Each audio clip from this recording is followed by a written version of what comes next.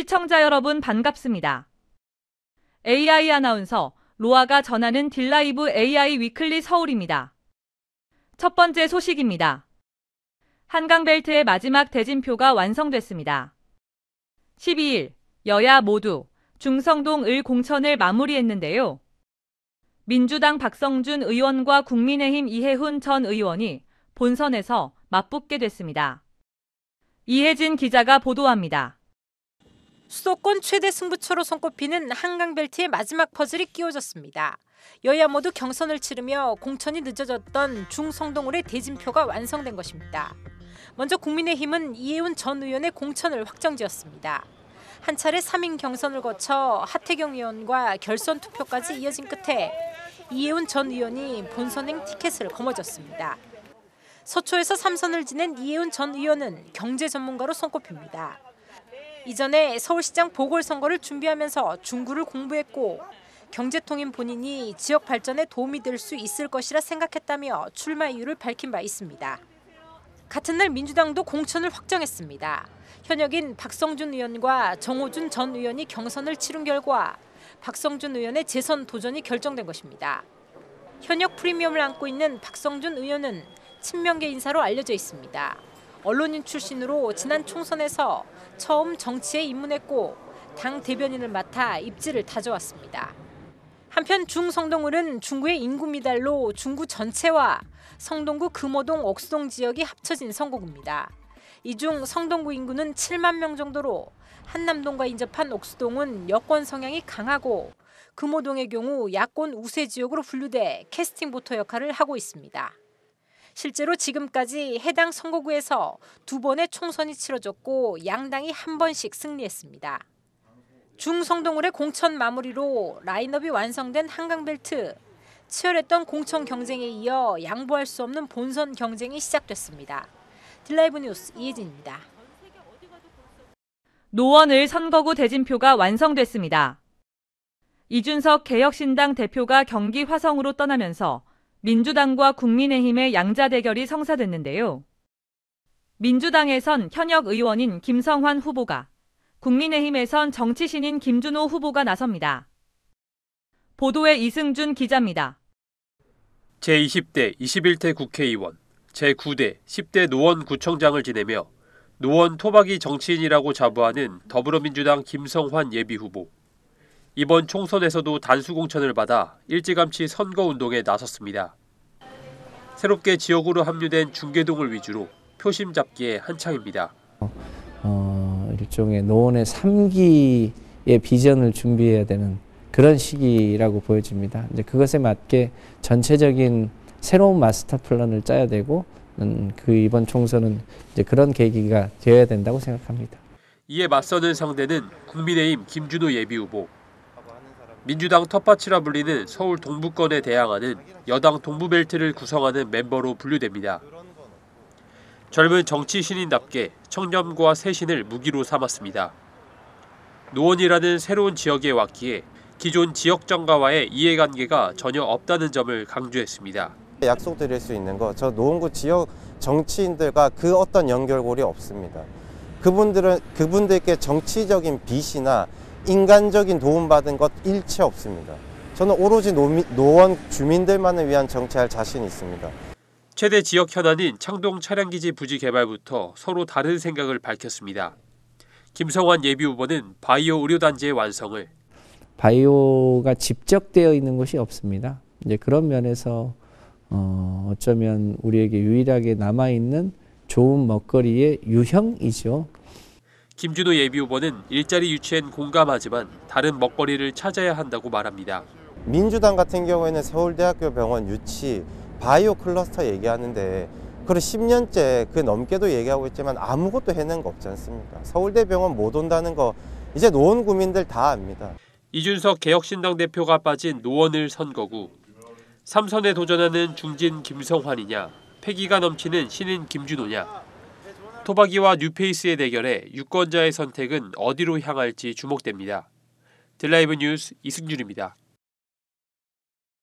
성북을 선거구는 현 국회의원인 민주당 기동민 의원이 컷오프되고 인권변호사 경력을 가진 김남근 예비후보가 전략 공천됐습니다.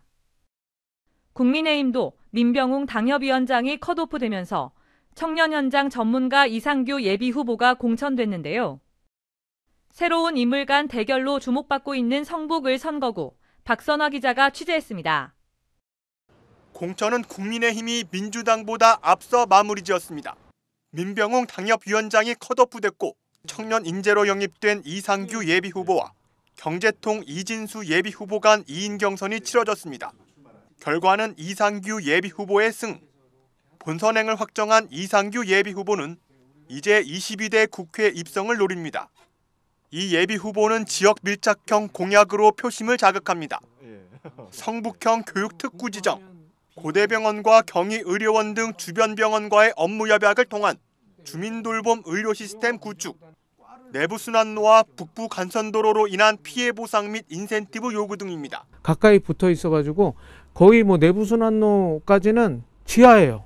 어두워가지고. 그래서 저는 이거를 용적률을 여길 지하로 평가를 해서 내부순환로 위로부터 용적률을 평가했으면 좋겠다, 이런 생각을 갖고 있어요.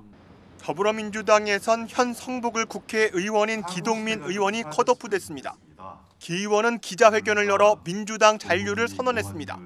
논란이 되고 있는 사법 리스크도 무죄 입증하겠다고 밝혔습니다.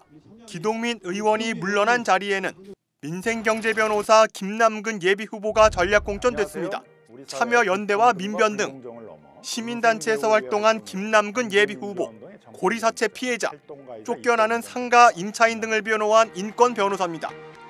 22대 국회에 입성해 민생경제를 살리고 법의 사각지대에서 고통받는 서민을 대변하겠다고 밝혔습니다. 상가 임차인들이 거리로 많이 내쫓을 때 상가 건물 임대차 보호법 제정 운동을 했었고, 고리사체 문제로 신체 포기각서를 써야 되는 그런 이제 채무자들의 인권이 침해될 때 이자 제한법, 대부업법을 만드는 활동을 했었고요. 새 인물로 대진표가 짜여진 성북을 선거구. 유권자의 선택은 어느 후보에게 향할지 주목됩니다. 딜라이브 뉴스 박선화입니다. 대통령 집무실이 위치해 정치적 상징성이 큰 용산에 여야 대진표가 완성됐습니다. 5선에 도전하는 국민의힘 중진에 맞서 더불어민주당에서는 서울시 행정일부 시장 출신 후보가 도전장을 내밉니다. 박용 기자입니다. 윤석열 정부 초대 통일부 장관을 역임한 국민의힘 4선 권영세 의원. 4년 전 국회의원 선거에서 용산에 입성했습니다. 5선 도전에 나서는 권 의원. 정치적 연륜을 강조합니다. 정치 경험이 적은 사람이 어느 날 갑자기 들어가서 이런 변화들을 만들어낼 수가 없습니다. 그래서 이런 변화들은 제가 시작한 것도 있고 제가 이 탄력을 받게 만든 것도 있는 만큼, 이에 맞서는 더불어민주당 후보는 30년 행정 전문가를 자처하는 강태웅 예비 후보. 성장현 전 용산구청장을 경선에서 이기고 본선 티켓을 거머쥐었습니다. 윤석열 정부를 심판하기 위해서라며 출사표를 던졌습니다. 누구보다도 자신 있는 게 행정 전문가입니다. 30년 동안 서울시에서 근무했고 서울의 발전과 성장의 과정에 참여했습니다. 모든 정책의 중요한 정책 과정에 참여했다고 할 수 있습니다. 그래서 저는 누구보다도 도시 행정 전문가로서 자신감이 있고요. 특히 용산 문제를 해결할 수 있다고 보고요. 이 두 후보의 대결은 이번이 처음이 아닙니다. 4년 전 21대 총선에서 여야 대표 주자로 만나 890표, 불과 0.7%포인트 차이로 당시 권영세 후보가 승리를 거머쥐었는데, 그렇기 때문에 권 예비 후보는 이번 선거 결과도 예측하기 어렵다며 조심스러운 입장입니다. 그래서 제가 불과 1%도 안 되는 차이로 가까스로 이긴 곳입니다. 그래서 여기는 뭐 우리 당이 됐건 상대 야당이 됐건 여기는 누구도 안심하고 우리가 이길 수 있다 이렇게 자신할 수 있는 것은 아니라고 생각이 됩니다. 반면 강태웅 예비 후보는 4년 전 석패를 떠올리며 변화하는 판세와 주민들의 바람이 자신에게 유리할 것으로 기대하고 있습니다. 보수가 세긴 했지만 사실 진보 진영이 다수 나오다 보니까, 물론 공당으로서는 당연히 그랬던 겁니다. 그렇기 때문에 저희가 석패를 한 경우가 많습니다. 두 후보 모두 용산 발전을 위해 내건 공약은 비슷합니다. 결국 정권 심판이냐, 정권 연장이냐. 용산은 정치 풍향계가 민감하게 작용하는 스윙보터 지역 중에 한 곳이 될 전망입니다. 딜라이브 뉴스 박용입니다. 서대문 갑 선거구의 대진표가 마침내 완성됐습니다. 민주당 내 후보자 선출 과정에서 논란 끝에 김동아 후보가 최종 후보로 낙점됐습니다. 국민의힘에선 현역 의원인 이용호 후보가, 개혁신당에선 지역에서 오래 활동한 이경선 후보가 나섰습니다. 보도에 조성엽 기자입니다. 우상호 의원의 불출마로 무주공산이 된 서대문갑. 민주당은 이곳을 청년 전략 특구로 지정했습니다. 이에 청년 후보 3명을 대상으로 경선을 시행하겠다고 밝혔는데 당초 3명 중 1명에 해당하던 성치훈 전 청와대 행정관을 제외하고 김동아 변호사를 구제하며 논란이 일었습니다.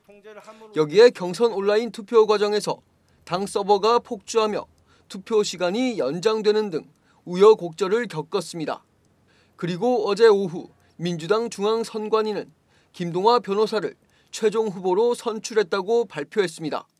김동아 변호사는 이재명 대표 최측근인 정진상 전 당대표 정무조정실장의 변호를 맡아 이른바 대장동 변호사로 불리는 인물입니다.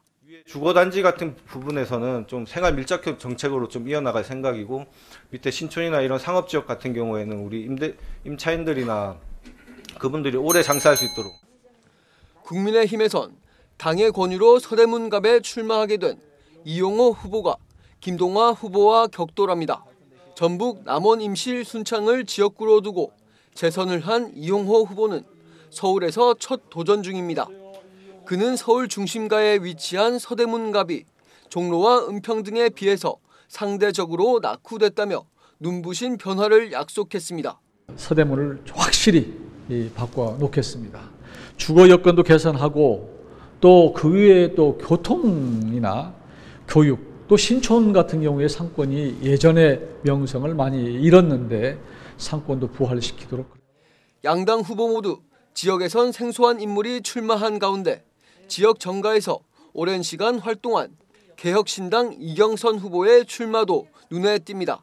이 후보는 서대문구에서만 3선을 한 구의원 출신으로 국민의힘에서 20년 넘게 당적을 유지했습니다.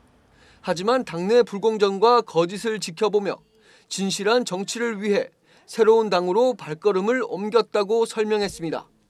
지역에선 좋지 않은 시선으로 바라보는 이들도 있지만 주민과 가족에게 부끄럽지 않은 정치를 하고 싶다고 강조했습니다. 여기가 철새들이 오는 도래지가 아닌데 철새들이 오고 있구나라고 생각이 들었고요. 두 번째는 서대문을 얼마나 우습게 알았으면 양당에서 이런 선택을 하실까라는 생각을 들었습니다. 그래서 더 자신 있게 그동안 지역을 구석구석 살폈고 주민들의 말을 경청했던 제가 더 주민들과 호흡할 수 있지 않을까. 한편 이경선 후보는 국민의힘 후보 측이 단일화 제안을 하더라도 지역에서 오래 일한 자신이 단일화의 주인공이 돼야 한다는 뜻을 밝혔습니다. 딜라이브 뉴스 조성엽입니다. 올해 최저시급은 9,860원입니다. 하지만 하루 종일 일해도 수입이 6,000원 남짓한 분들이 있습니다. 거리에서 폐지를 줍는 어르신들인데요. 서울시가 폐지를 주어 생계를 이어가는 어르신들을 위해 대책 마련에 나섰습니다. 이상범 기자입니다. 한 어르신이 폐지 박스를 가득 실은 손수레를 끌고 고물상으로 들어갑니다. 12시간 동안 모은 폐지는 160kg, 손에 쥔 돈은 고작 6,600원입니다. 올해 87세로 고령이지만 생계를 위해 매일 아침 수레를 끌어야 하는 처지입니다. 먹고 살기가 그러니까 시작을 했지요. 노인연금 나와봤자 20만 원이죠. 그런데 그거 갖고는 살 수가 없잖아요. 서울시 실태 조사 결과 현재 서울에서 폐지를 수집하는 노인은 2,400여 명, 평균 수입은 월 15만 원입니다. 하루 5, 6천 원 수입에 불과하지만 10명 중 8명은 경제적 이유로 폐지를 줍는다고 답했습니다. 상황이 이렇자 서울시가 폐지 수집 어르신을 위한 종합 대책을 발표했습니다. 일자리와 생계, 돌봄, 안전 4대 분야, 핵심은 저강도 일자리 확대입니다. 특히 판매 수익을 2배로 주는 폐지 수집 공공 일자리를 지난해보다 11%가량 늘렸습니다.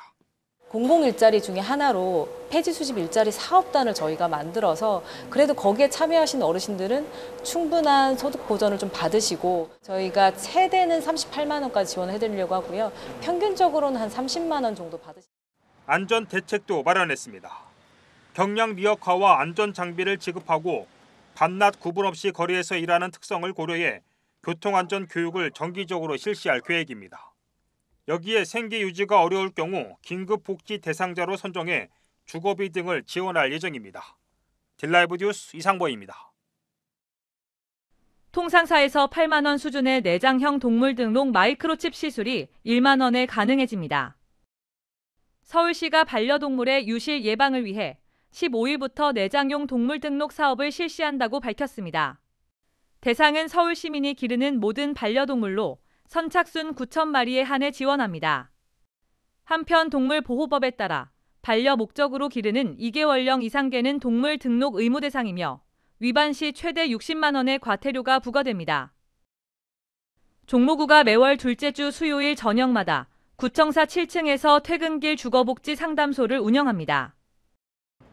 퇴근길 주거복지 상담소는 직장이나 학업으로 낮에 구청을 방문하기 어려운 구민을 위해 야간에도 운영되는 상담 창구입니다. 상담소에서는 주거 취약계층을 위한 주거급여나 주택바우처, 공공임대주택 등 주거와 관련된 전반적인 내용을 상담받을 수 있습니다. 상담소는 매월 둘째 주 수요일 저녁 6시 반부터 8시까지 운영되며 자활주거팀으로 전화해 예약 후 일정에 맞춰 방문하면 됩니다. 이 시간 준비한 소식은 여기까지입니다. 딜라이브 AI 위클리 서울을 마칩니다. 시청해주신 여러분 고맙습니다.